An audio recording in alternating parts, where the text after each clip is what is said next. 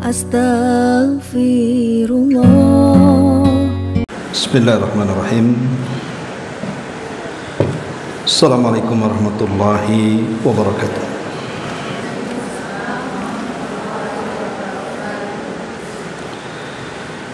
Alhamdulillah wassalatu wassalamu ala Rasulillah wa ala alihi wa sahbihi wa mawalah wa la hawla wa la quwata illa billahi wa ba'du. Baik, kita akan lanjutkan kajian kita, masih membahas kitab 175 Jalan Menuju Surga, dan kita masuk pada poin ke-33 halaman 84. Bagaimana caranya agar kita dapat menolak musibah yang datang secara tiba-tiba. Baik, kita akan baca dulu baru kita jelaskan. Rasulullah sallallahu alaihi wasallam bersabda, "Man qala hina yumsi Bismillahi la yadur Bismillahilladzi la yadurru ma'asmihi syai'un fil ardi wala fis sama wa huwa sami'ul alim thalatha marratin lam yusibhu faj'atu bala'in hatta yusbiha wa man qalaha hina yusbihu thalatha marratin lam yusibhu faj'atu bala'in hatta yumsiya." Kata Nabi SAW, barang siapa yang ketika memasuki waktu petang mengucapkan dengan nama Allah, zat yang dengan menyebut namanya sesuatu apapun yang ada di bumi ataupun di langit tidak bisa memberikan madarat kepadanya, dan dia maha mendengar lagi maha mengetahui, dibaca 3 kali, niscaya dia tidak akan ditimpa musibah secara tiba-tiba sampai dia memasuki waktu pagi. Dan barang siapa yang mengucapkannya ketika memasuki waktu pagi 3 kali bacaan, niscaya dia tidak akan tertimpa musibah secara tiba-tiba sampai dia memasuki waktu sore. Kemudian Nabi SAW juga bersabda, "Ma min 'abdin yaqulu fi sabahi kulli yawmin wa masa'i kulli lailatin Bismillahilladzi la yadurru ma'asmihi syai'un fil ardi wala fis sama wa huwa samiul alim thalatha marratin lam yadurruhu syai'un." Tidak ada seorang hamba yang mengucapkan pada waktu pagi setiap hari dan pada waktu sore di setiap malam dengan nama Allah, zat yang dengan menyebut namanya satu apapun yang ada di langit dan di bumi tidak akan memberikan madarat, dan dia maha mendengar lagi maha mengetahui, dibaca 3 kali, melainkan tidak akan ada satu apapun yang bisa memadaratkannya. Baik, ma'asyiral muslimat yang dimuliakan Allah Subhanahu wa taala, hadis ini adalah hadis yang sangat baik sekali untuk kita amalkan, di mana Nabi SAW memberikan amalan kepada kita, dan amalan ini dibaca di setiap pagi dan petang. Makanya sebagian para ulama mengistilahkan dengan zikir pagi dan petang. Apa amalan ini yang luar biasa keutamaannya? Nabi SAW memerintahkan kita untuk membaca kalimat Bismillahilladzi la yadhurru ma'asmihi syai'un fil ardi wala fis sama' wa huwas sami'ul alim. Jadi kalau ibu membaca lafaz ini 3 kali di waktu pagi dan 3 kali di waktu petang, maka Allah Subhanahu wa taala lewat lisan Rasul akan memberikan penjagaan. Tidak ada satupun yang bisa mencelakakan dia. Baik, kita akan sedikit bicara tentang kisah dalam hadis ini. Hadis ini sebenarnya yang meriwayatkan adalah seorang perawi namanya Aban ibn Uthman. Dan Aban ibn Uthman ini mengambil dari ayahnya Uthman. Satu hari Aban ini sedang menceritakan hadis ini, artinya sedang menyampaikan hadis ini di hadapan beberapa murid-muridnya.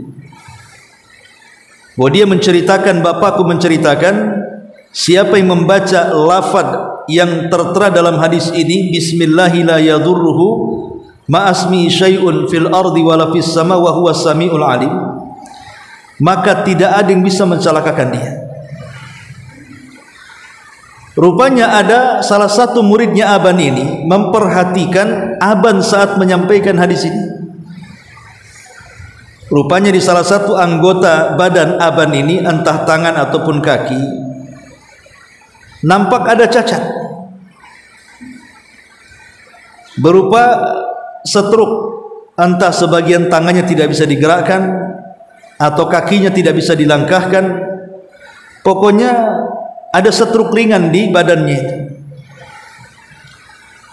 Jadi orang ini yang mendapatkan riwayat daripada Aban seolah-olah memandang Aban itu dengan pandangan yang aneh. Bagaimana mungkin Aban yang meriwayatkan hadis ini? Katanya Nabi SAW mengatakan, siapa yang mengamalkan hadis ini siang, pagi dan petang hari, tidak ada yang mencelakakan dia, tidak ada yang memadaratkan dia. Kenapa yang meriwayatkan hadis ini kok sebagian anggota badannya terkena madarat dalam bentuk stroke? Jadi orang ini heran. Maka Aban ibn Uthman menjelaskan, dia mengatakan, sesungguhnya aku tidak pernah meninggalkan zikir ini sejak aku mendengar dari ayah. Artinya setiap hari Aban membaca zikir ini pagi dan petang. Dan selama aku mengamalkan hadis ini, aku tidak pernah punya riwayat penyakit. Satu malam aku lupa tidak membacanya.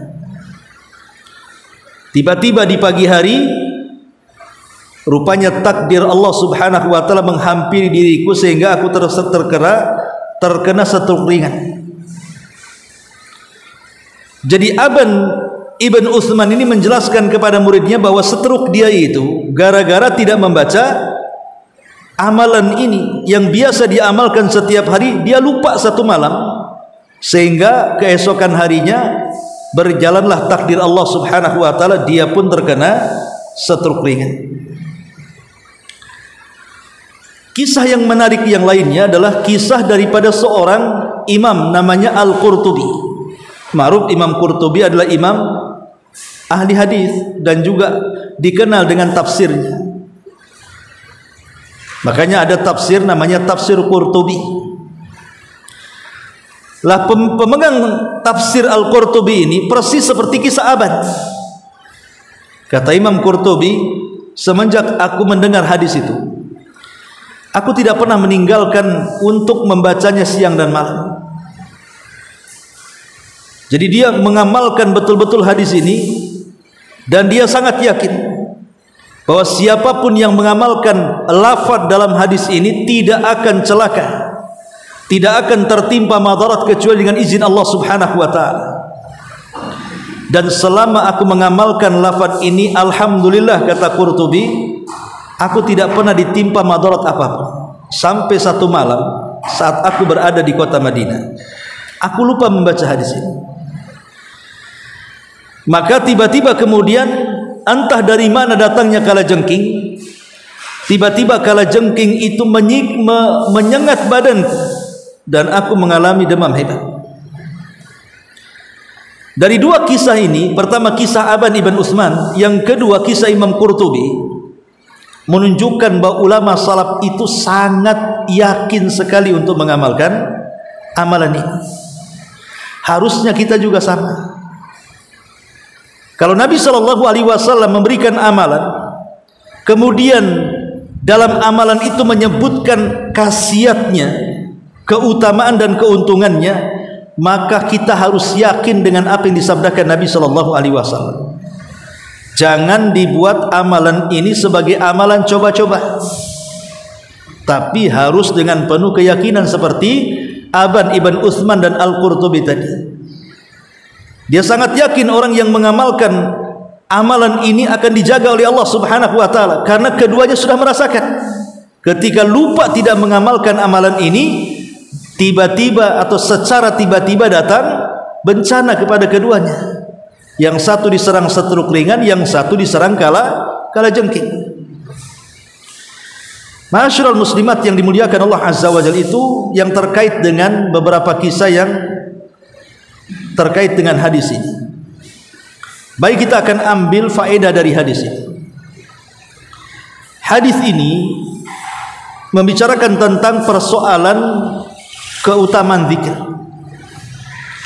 bahwa siapapun yang berzikir kepada Allah dan menyebut namanya, maka Allah tidak akan membiarkan orang yang berzikir kecuali Allah akan memberikan penjagaan. Makanya zikir itu disebut hisnul hasin, benteng yang mampu membentengi dari seluruh mara bahaya. Orang kalau senantiasa berzikir dan dia yakin dengan zikirnya, maka kehidupannya akan terjaga, tidak akan mudah disakiti, tidak akan mudah difitnah, dibuli, apalagi kemudian diserang oleh kalangan jin dengan sihir-sihirnya, atau diserang oleh makhluk yang sangat jahat yang Allah ciptakan untuk menjadikan ujian bagi manusia yang lainnya. Jadi ini salah satu zikir untuk pembenteng, membentengi diri dari setiap keburukan. Maka rugi kalau seandainya seseorang tidak membacanya. Bacalah setiap hari di waktu pagi dan petang. Ada sebagian orang mengatakan bahwa kalau zikir ini tidak dibaca tepat waktu, maka tidak ada pengaruhnya. Artinya memang harus dibaca tepat waktu, itu maksudnya betul-betul di pagi hari atau di sore hari. Tapi pendapat yang kuat bahwa tidak demikian. Zikir ini dibaca dimanapun, mau pagi, mau siang, mau sore, mau malam, mau menjelang dini hari, satu hari satu malam, tetap memberikan khasiat sebagaimana yang disabdakan Nabi SAW. Tidak mesti harus pagi hari ataupun petang hari, walaupun itu afdolnya. Karena yang namanya pagi itu disebut dengan as-sabah. Itu ada yang mengartikan bahwa sabah itu dari terbit fajar sampai terbit matahari. Ada juga yang mengatakan sampai ke matahari tergelincir ke arah barat, masuk waktu subuh, masuk waktu zuhur, itu disebut sabah namanya. Dan masa dalam bahasa Arab itu maksudnya ada yang mengatakan dari asar sampai tenggelam matahari, tapi ada juga yang mengatakan yang dimaksud masa itu dimulai daripada ba'da zuhur sampai waktu subuh. Artinya doa ini dibaca kapanpun akan mendatangkan wasiat, akan mendatangkan manfaat-manfaat yang banyak dan khasiat-khasiat yang luar biasa, asal dibaca dengan penuh keyakinan. Karena Nabi SAW tidak mungkin bicara sesuatu yang tidak ada faedahnya. Ya. Ma'asyiral muslimat yang dimuliakan Allah Subhanahu wa taala. Kemudian juga di antara faedah hadis ini,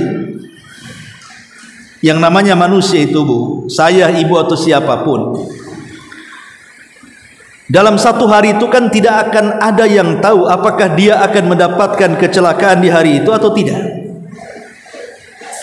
Orang yang tabrakan di jalan, apa dia tahu ketika dia keluar dia akan tabrakan? Kan tidak tahu. Orang yang kemudian jatuh sampai kemudian koma, apakah dia tahu bahwa dia keluar rumah akan jatuh? Tidak ada yang tahu. Musibah itu terkadang datang tiba-tiba, terkadang datang spontan, terkadang nggak percaya ketika datangnya musibah itu. Lah Nabi SAW mengatakan bahwa karena musibah terkadang datang secara tiba-tiba mengagetkan kita semuanya, bahkan bisa mengancam badan dan juga nyawa serta raga, maka sebaiknya sebelum bala secara tiba-tiba itu datang kepada kita, cegatlah bala itu. Dengan cara apa? Dengan cara membaca zikir ini di waktu pagi dan petang, gitu maksudnya. Karena zikir ini kalau dibaca di waktu pagi dan petang, maka 1 hari 1 malam Allah Subhanahu wa ta'ala akan jaga dari musibah yang datang secara tiba-tiba. Luar biasa ya. Hanya membaca Bismillahilladzi la yadhurruhu ma'asmihi syai'un fil ardi wala fis sama wa huwas samiul alim. Ma'asyiral muslimat yang dimuliakan Allah Azza wa Jalla, baik kita sedikit memahami kandungan maknanya. Pertama, Rasul mengatakan bismillahi. Ba dalam bismillah itu memiliki makna al-isti'anah, meminta pertolongan kepada Allah Subhanahu wa ta'ala. Jadi kalau kita membaca basmalah, hakikatnya kita sedang meminta pertolongan Allah, agar Allah menolong kita, agar Allah menjaga kita, agar Allah memelihara kita, agar Allah terlibat dalam urusan kita. Itu namanya bismillah. Dan itu bentuk tawasul dengan nama-nama Allah Subhanahu wa ta'ala. Dan ini tawasul yang disyariatkan. Tawasul menggunakan nama dan sifat. Dan tawasul itu sangat efektif untuk menghilangkan bahaya atau mencegah bahaya. Bismillahi alladzi la yadhurru, dengan menyebut nama Allah Subhanahu wa ta'ala, zat yang dengan menyebut namanya la yadhurru ma'asmihi syai'un fil ardi wala fis sama. Dengan nama Allah, zat yang dengan menyebut namanya satu apapun yang ada di langit ataupun di bumi tidak mungkin datang memberikan madarat kepadanya. Lihat bahasa hadis ini, lafadznya la yadurru ma'asmihi, tidak akan datang madarat itu ketika menyebut nama Allah Subhanahu wa ta'ala. Asal kita menyebut nama Allah Subhanahu wa ta'ala, meminta perlindungan kepada Allah agar kita dijaga dan dipelihara, maka yakinlah tidak akan ada musibah, penderitaan, madarat, bala yang sampai kepada kita. Kenapa? Karena yang namanya musibah itu memang didatangkan oleh Allah dan diangkat oleh Allah. Lah yang mendatangkan musibah siapa? Allah. Yang mengangkatnya Allah juga. Kalau kita menyertakan Allah untuk mengangkat musibah atau mencegah musibah, bukan mustahil Allah Subhanahu wa ta'ala akan menolong kita. Karena di banyak ayat dalam Al-Quran dan hadis-hadis Nabi SAW, tidak ada yang bisa menyingkap sebuah madarat kecuali Allah Subhanahu wa ta'ala. Amman yujibul mudtarra idza da'ahu wa yakshifus su'. Siapa lagi yang bisa mengijabah doa orang yang kesulitan, atau mengijabah dan menyingkap sesuatu yang akan menjadikan madarat bagi kehidupan, kecuali Allah Subhanahu wa ta'ala. Makanya kenapa di sini pengarang memberikan judul bagaimana caranya agar kamu dapat menolak musibah yang datang tiba-tiba, karena musibah datang dari Allah dan Allah juga yang akan mengangkatnya. Maka kaidah di sini, siapapun yang melibatkan Allah untuk menghalau musibah dengan cara menyebut-nyebut namanya, maka Allah akan memberikan perlindungan dan tidak akan ada musibah yang menyentuhnya. Walaupun satu dunia sekalipun, baik jin ataupun manusianya berkumpul untuk mencelakakan kita, memberikan madarat, kalau madarat itu belum ada kehendak dari Allah dan tidak dicatat di Lauhil Mahfuz, maka selamanya musibah itu tidak akan sampai kepada kita. Walaupun seandainya okelah musibah itu datang, terkena sengatan ular, terkena sengatan kala jengking, atau jatuh dari ketinggian, maka sesungguhnya sengatan-sengatan itu tidak akan memadaratkan jauh lebih parah dibandingkan yang kita bayangkan. Boleh jadi mungkin digigit ular, ya betul digigit, tetapi tidak ada bisanya. Atau mungkin disengat kalajengking. Harusnya orang yang disengat kalajengking itu bengkak, tidak bisa jalan, bisanya berbahaya. Ya digigit tapi tidak ada bisanya. Itu ketika kita mengamalkan lafaz ini. Atau mungkin jauh dari ketinggian yang harusnya dia mati, dia masih hidup dan sehat umpamanya kan. Atau yang harusnya dia ketabrak mati tahu-tahu hidup, ya. Jadi itu maknanya la yadhurru ma'asmihi syai'un, karena kita melibatkan Allah untuk memelihara dan menjaga kita, tidak akan memadaratkan bersama nama Allah. Jadi kalau Allah disertakan, maka ketahuilah keburukan yang ada di bumi, keburukan yang ada di langit tidak akan sampai kepada kita. Keburukan yang ada di bumi banyak, ya. Seperti binatang bisa saja berlaku buruk kepada kita. Bisa saja kemudian tumbuh-tumbuhan beracun dan begitu, buah-buahan yang beracun, atau mungkin dari kejahatan manusia, atau dari kejahatan jin yang hendak mengganggu kita. Maka selama kita membaca kalimat bismillahilladzi la yadurru ma'asmi syai'un fil ardi wala fis sama wa huwas samiul alim, tidak mungkin keburukan yang ada di bumi ini akan menyentuh kita. Begitu juga keburukan yang ada di langit. Entah kemudian hujan yang turun dari langit yang bisa menenggelamkan, mencelakakan orang celaka, kita tidak. Halilintar yang menyambar, orang kena sambaran halilintar, kita tidak.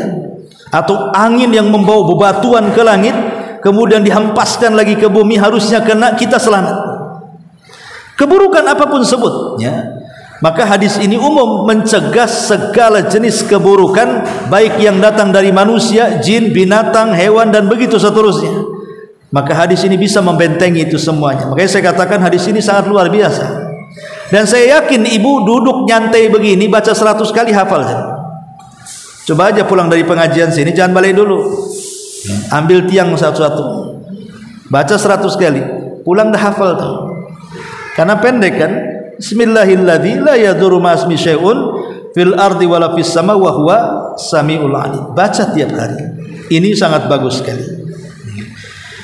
Dan dalam riwayat juga yang sama di sini, ma min abdin yaqulu fi sabahi kulli yaumin wa masa'i kulli lailatin. Tidaklah seorang hamba yang mengucapkan di waktu pagi atau di waktu sore dengan menyebut nama Allah, zat yang dengan menyebut namanya bismillahi la yadurru ma'asmihi syai'un fil ardi wala fis sama wa huwa samiul alim, zat yang dengan menyebut namanya sesuatu apapun yang di bumi ataupun di langit tidak bisa memberikan madarat 3 kali, lam yadurrahu syai'un, maka Allah akan memberikan jaminan dia tidak akan tersentuh madarat sedikit pun. Lihat bagaimana indahnya apa yang disabdakan Rasul ini, sebuah benteng. Harusnya kita semangat ini, kita mendapatkan amalan dari Nabi SAW sesederhana ini, tetapi bisa menjaga kita. Dan ini kalau bisa dibaca setiap hari, atau mungkin dibaca saat kita ini ragu-ragu, umpamanya ibu masak, contoh umpamanya, kemudian dicicipi karena masak pagi dimakan malam, udah agak basi-basi gitu ya. Ibu ragu-ragu, nanti kalau saya makan sakit perut nih. Nah, tapi enggak lah, saya kemarin enggak makan juga, saya makan juga enggak apa-apa. Ragu-ragu tuh antara membahayakan dan tidak kan Bu.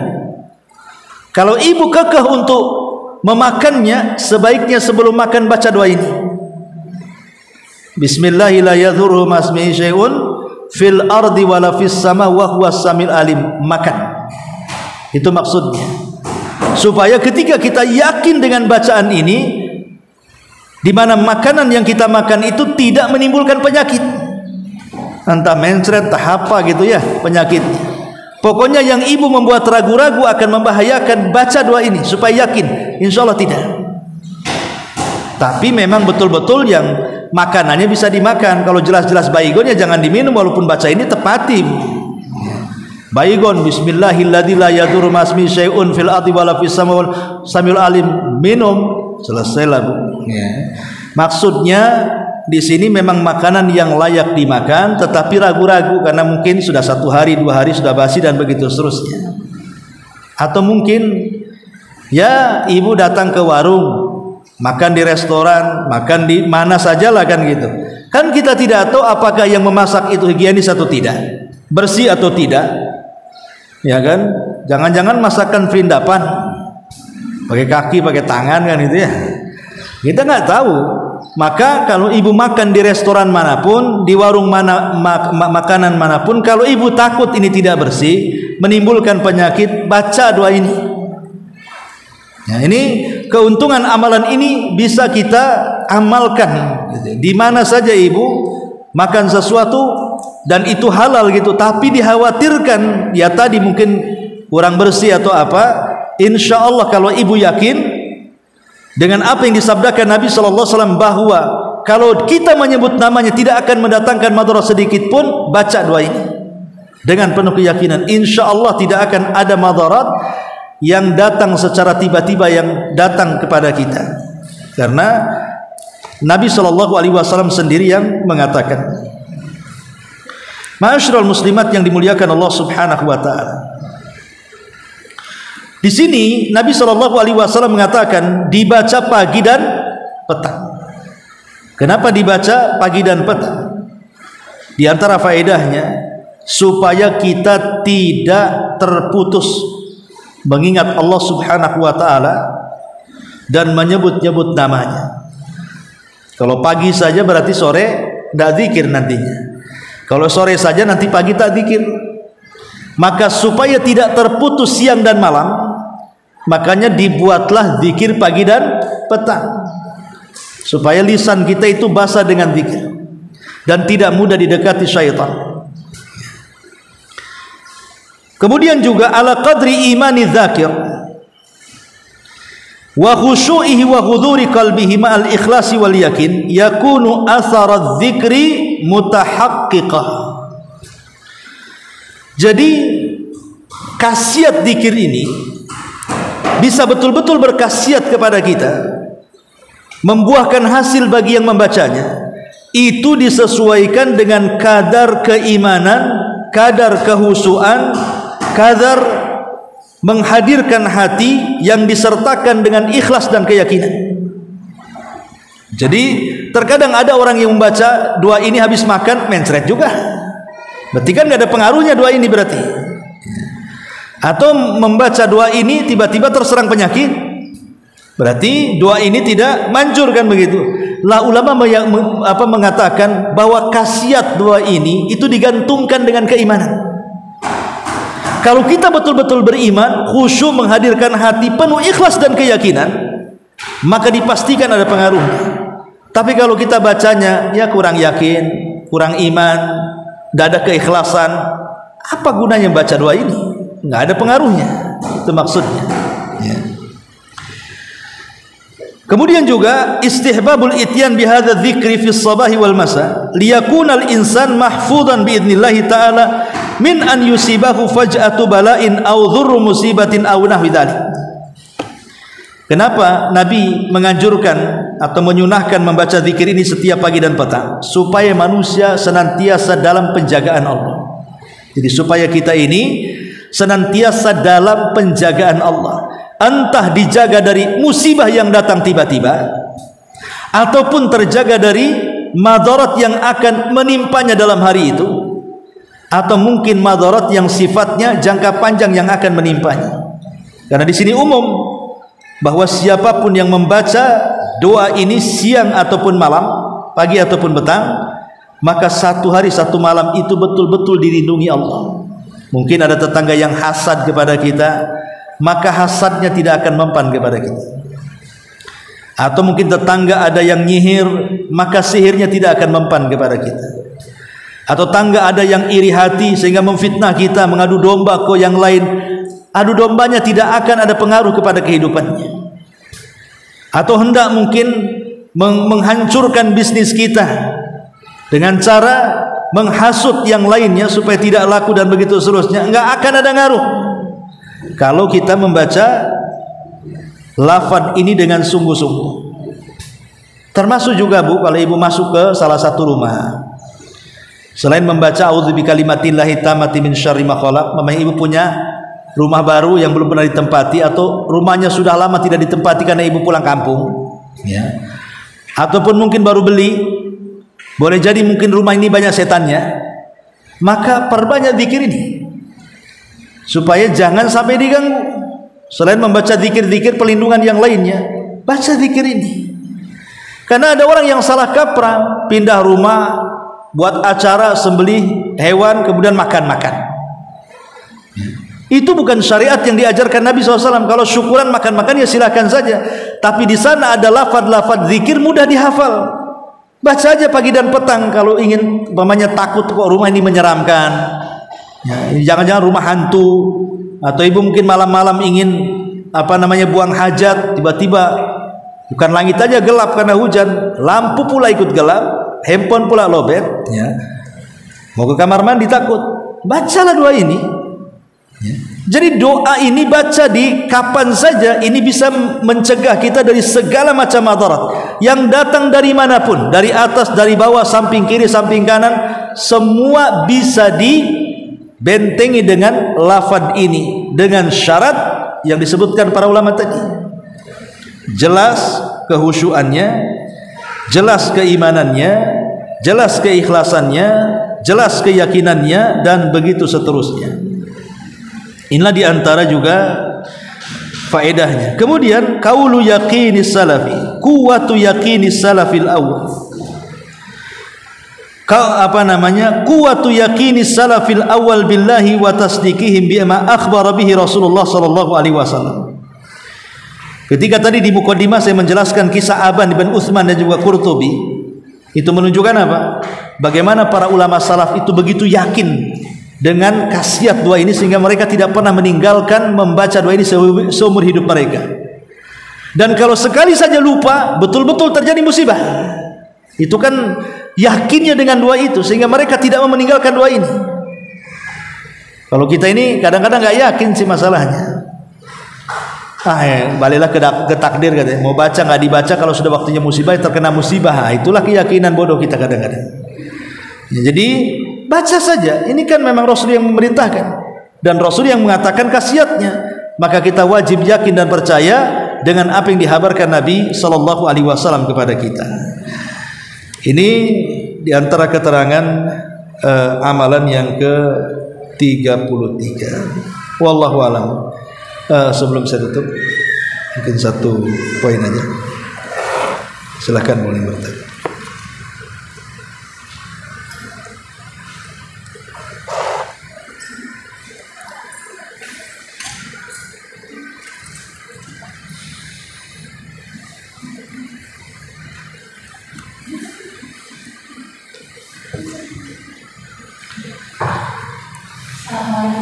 Waalaikumsalam.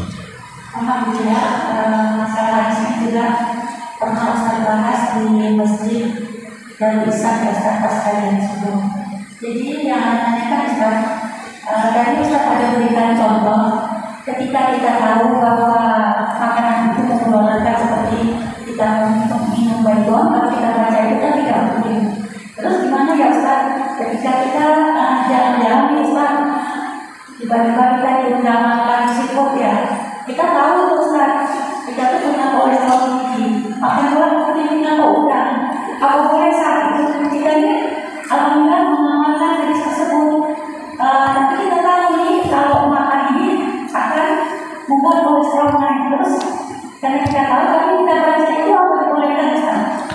Bukan, sesuatu yang saya sudah jelaskan dari awal. Bismillah walhamdulillah. Sesuatu yang jelas memadaratkan, bukan berarti akan hilang madaratnya dengan membaca doa ini. Seperti tadi racun, sudah jelas itu racun, memadaratkan badan kita. Walaupun dibaca 1000 kali tetap racun.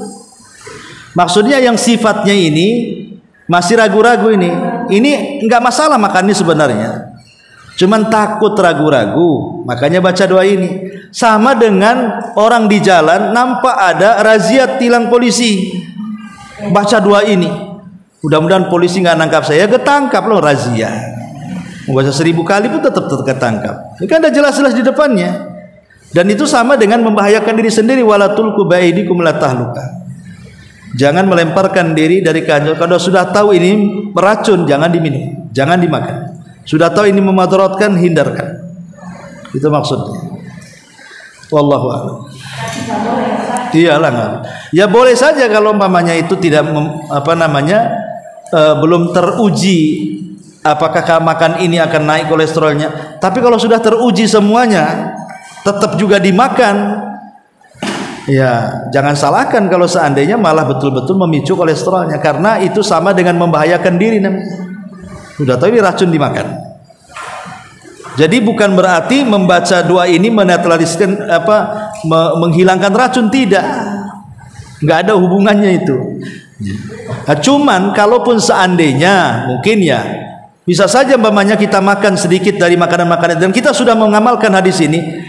Boleh jadi mungkin udah makan ya, tapi mungkin yang harusnya kadar kolesterolnya tinggi ya tidak terlalu tinggi, atau kadar darah tingginya harusnya tinggi ya memang naik tapi tidak tinggi, tidak membahayakan. Bisa saja khasiatnya ke situ, tapi tidak menghilangkan 100% total menghilangkan gitu. Seperti yang dikatakan oleh para ulama, bukan berarti kemudian dia tidak terkena musibah, itu sama sekali tidak. Enggak, bukan itu maksudnya. Terkadang terkena musibah juga, mungkin dia tergigit ular ataupun kalajengking, tetapi boleh jadi kalajengking dan ularnya itu tidak berbisa. Mungkin ular berbisa tapi bisanya tidak mematikan. Itu maksudnya dia akan terlindungi dari madarat yang akan mencelakakannya. Wallahu a'lam. Ustaz, ini ada yang mau bertanya. Beliau biasa membaca sampai 10 kali tiap kali, Ustaz, untuk zikir ini. Boleh, nggak apa-apa. Hitungan 3 itu 3 kali itu kan minimalnya 3 kali. Karena doa zikir pagi dan petang itu kan banyak, Bu. Bukan hanya lafaz ini saja. Kalau banyak-banyak yang lain nggak kebaca gitu ya. Jadi minimal 3 kali kan itu, supaya kebaca semua. Tapi kalau mau diamalkan tanpa ada hitungan ya silahkan sambil bacain dari sini ke rumah mau 100 kali ya nggak apa-apa. Ya, karena itu kita zikir. Cuman kalau dilakukan dalam mengikuti hadis Nabi di waktu pagi dan petang ya sebaiknya ikut tuntunan 3 kali ya 3 kali gitu ya. Tapi kalau mau dijadikan amalan zikir ya tidak masalah. Setelah 3 kali yang diperintahkan Rasul mamanya pagi hari ya, siang ingin baca lagi ya silakan saja. Tetapi niatnya zikir, dijadikan lafaz ini sebagai lafaz zikir. Wallahu a'lam. Ustaz, yang tadi Ustaz sampaikan bahwa zikir ini boleh dibaca kapan saja, tidak mesti pagi atau petang. Apakah termasuk zikir yang lain yang terkandung dalam zikir petang itu, Ustaz? Terkadang kita ada kebutuhan tidak sempat untuk membaca zikir petang, boleh kita baca di lain waktu, Ustaz? Boleh, karena gini definisi kan di situ ada bahasa sobah masa dalam bahasa Arabnya ya. Sobah itu artinya pagi, masa itu artinya petang. Lah kalimat sobah ini dari jam berapa ke jam berapa sebenarnya? Ada yang mengatakan kalimat sobah itu dari terbit fajar shadiq, maksudnya waktu subuh, sampai terbit matahari. Itulah disebut sobah namanya. Tapi ada juga sebagian para ulama mengatakan sobah itu bukan hanya sampai terbit matahari, tapi sampai zawal. Zawal itu artinya matahari condong ke arah barat, datang waktu zuhur. Atau dengan kata lainnya, dari waktu subuh sampai zuhur, itu disebut sobah. Adapun masa, ada sebagian para ulama mengatakan masa itu artinya dari asar ke maghrib, itu disebut masa. Tapi sebagian ulama yang lainnya, terutama ulama bahasa, mengatakan bahwa masa itu mulai dari ba'da zuhur sampai subuh. Itu maksudnya. Sehingga kalau cuman ulama mengatakan bagaimanapun yang paling afdal ya tentu dibaca di awal waktu. Di awal waktu itu ya maksudnya dari subuh sampai terbit matahari itu namanya awal waktu, atau dari asar ke maghrib itu awal waktu namanya. Tapi kalau tidak sempat di awal waktu, bukan berarti di tengah, di akhir waktu tidak boleh, gitu maksudnya. Jadi kalau mamanya zikir jam segitu tidak sempat, ya sudahlah agak siangan kita zikir. Atau sore nggak sempat, ya udah malaman kita zikir. Yang penting kita baca zikirnya gitu. Wallahu a'lam. Ya. Apabila zikir tersebut jika dibaca juga berpengaruh untuk keluarga yang tinggal dalam satu rumah dengan kita, atau hanya untuk sendiri. Efek zikir itu kepada yang berzikir. Efek zikir itu kepada yang berzikir. Lain kalau doa. Kalau doa efeknya kepada orang banyak. Ya, karena doa itu bisa mendoakan diri sendiri, bisa mendoakan orang. Kalau zikir itu amalan orang berzikir. Karena dia yang berzikir. Jadi khasiatnya kembali kepada yang berzikir. Wallahu a'lam. Ya, cukup. Subhanaka wa bihamdika, asyhadu an la ilaha illa anta, astaghfiruka.